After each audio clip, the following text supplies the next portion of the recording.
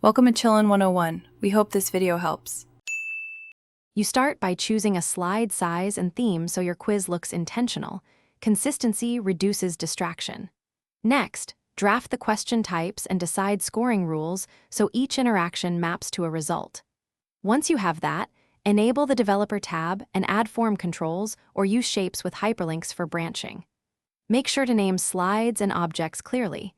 It simplifies later linking. These first steps move you from idea to a tangible slide structure, ready for detailed interactivity.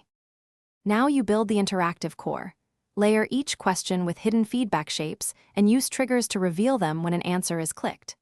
Once done, create action buttons or hyperlinks to branch learners to next questions or remediation slides, and connect correct paths to scoring indicators. If you need custom behavior, insert a text entry and optionally add a short VBA macro to tally scores. Keep code simple and commented. Make sure to test one question fully before proceeding to bulk copy. Finish by testing the entire quiz in slideshow mode. Click every path, confirm feedback appears, and verify scoring displays correctly. Once satisfied, save a working PPTX and consider exporting a PPSX or packaging as SCORM via converter for LMS use. If something breaks, first inspect trigger order and object names. Mismatched names or overlapping shapes are common culprits. If you used VBA, check macro security settings and enable macros for trusted files. Make sure backups exist.